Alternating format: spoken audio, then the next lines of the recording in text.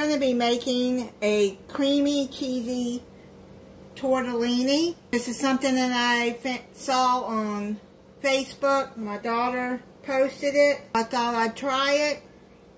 You're going to need to ground up a pound of ground beef. If anybody's wondering what this is that I'm using, it's called a meat chopper. Oh, you can use it to chop up fruit too. I have done that. It's really good to chop up meat.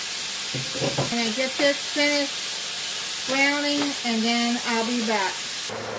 Turn that down to medium high, and then I'm going to drain the grease. I know some of you older subscribers see me do this with the paper towel, but I'll do it again because this is how I drain the grease off ground beef. It's just easier than trying to drain it from the pan. And now you're going to add half a teaspoon of salt.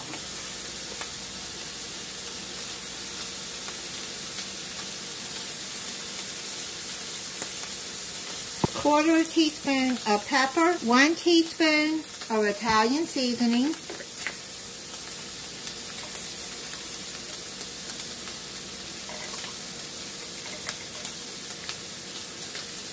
mix that in. While you're browning the ground beef, you're going to want to pre-cook your tortellini. You can use any tortellini you want. This is what I'm using. I like this Rana. It's the family size, 5 cheese tortellini.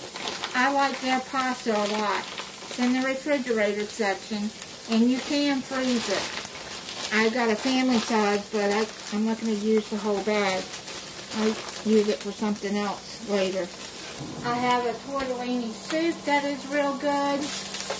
I'll link that at the end of this video if you haven't seen it. Now you're going to add a jar of pasta sauce. Any pasta sauce you want.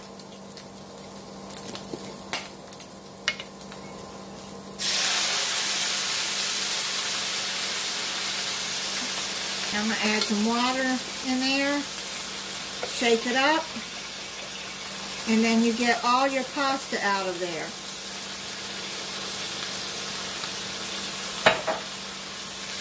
Stir that in. I'm going to put it on medium low now. Then you're going to use 6 ounces of cream cheese. You're just going to add that in and let it melt down in there in the sauce. Then you're going to stir it in. Okay, it's starting to melt. And then you're going to stir it in there real good. Then you're going to add half a cup of mozzarella cheese. I'm just going to eyeball it.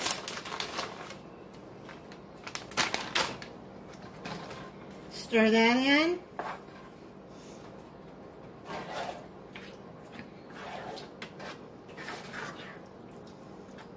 Now you're going to add a half a family size bag of the tortellini. Pre-cook it. You can add the whole bag if you want, if you have a big family.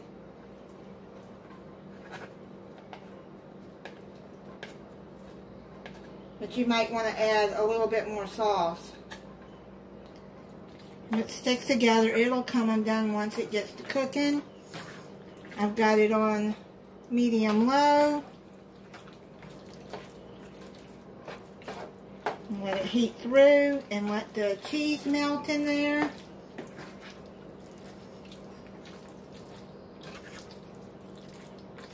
Then I'm going to add a little bit more mozzarella on the top.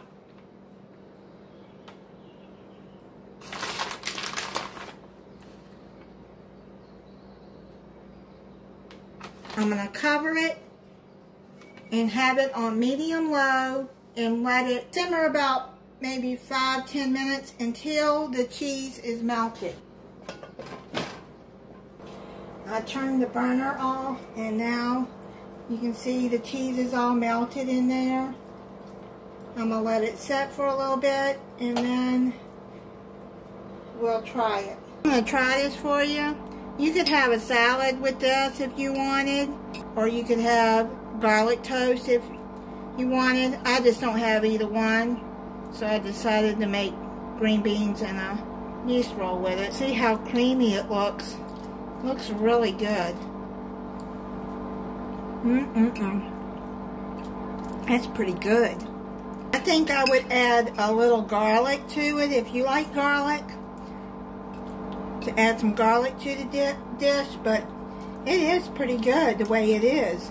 Thank you for watching. If you're not subscribed, I hope you'll subscribe and click the notification bell so you'll be notified when I upload a new video. Bye.